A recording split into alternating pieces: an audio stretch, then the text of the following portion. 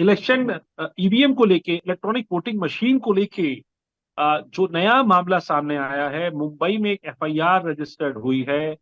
और अब उसके बाद जो सोशल मीडिया प्लेटफॉर्म एक्स, उसके जो सीईओ है एलन मस्क, उन्होंने जो एक क्वेश्चन रेज किया है, उन्होंने भी किया। उस पर आपका क्या कहना है? What you have to say about that, the recent देखिए थिंग्स, द ऐसा है रीसेंट कि डेवलपमेंट? देखिए सर। उसके बारे में तो आज मैं कुछ नहीं कहूंगा, बट आने वाले दिनों में जरूर टिप्पणी करूंगा। लेकिन ये जो मामला है जो महाराष्ट्र से उठा है, जहां 48 वोट से जो जो कैंडिडेट हारे हैं, वो ईवीएम से ताल्लुक नहीं रखता। वो जो इलेक्ट्रल बैलेट पेपर के जो इलेक्ट्रॉनिक वोटिंग है उससे ताल्लुक रखता है। ठीक है ना? तो उसका उसका ईवीएम से डायरेक्ट ताल्लुक नहीं है। और वो जो बैलेट सिस्टम अभी उन्होंने कहा है, इलेक्ट्रॉनिक बैलेट सिस्टम, जिसके द्वारा जो वृद्ध लोग हैं वो 85 साल के ऊपर वो वोट भी कर सकते हैं। तो उससे लगभग हर असेंबली कंस्टिट्यूएंसी में लगभग अगर 1000 वोट या 1500 वोट हो, तो समझ लिए 10 असेंबली कंस्टिट्यूएंसी में कोई 10,000 वोट हो सकता है।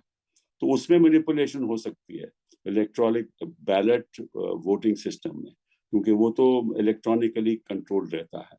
तो वो मामला ईवीएम से अलग है।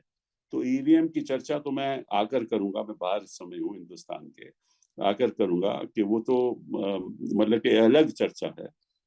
और उसके बारे में आज के दिन टिप्पणी नहीं करूंगा, क्योंकि जो एफआईआर दायर हुई है वो ईवीएम के संबंध में दायर नहीं हुई। सर, चुनाव आयोग ने ही इसके ऊपर शिकायत करी पुलिस में, और उसके बाद ही जो है ये मामला आगे बढ़ा। और जो जो जीते हैं सांसद, उनके ही रिश्तेदार के ऊपर पुलिस को पूरी तरीके से नामजद उनको वो कर रही है। उनके फोन से कहीं ना कहीं मैनिपुलेशन होने की बात पुलिस इन्वेस्टिगेशन में सामने आ रही है, उसको वो आगे देख रही है।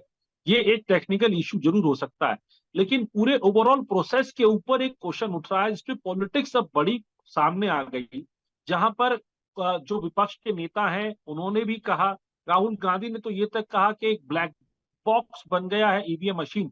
इसके साथ साथ इंटरनेशनल प्लेटफॉर्म पे एक सोशल मीडिया प्लेटफॉर्म एक्स के जो सीईओ है, जो हैं, वो एलन मस्क उस पे कह रहे हैं। और उसके साथ साथ हमारे जो फॉर्मर यूनियन मिनिस्टर जो है, उन्होंने भी रिप्लाई किया उसके ऊपर, राजीव चंद्रशेखर। उनको उसको आप कैसे देखते हैं, इस पूरी पॉलिटिकल डेवलपमेंट को आफ्टर दैट?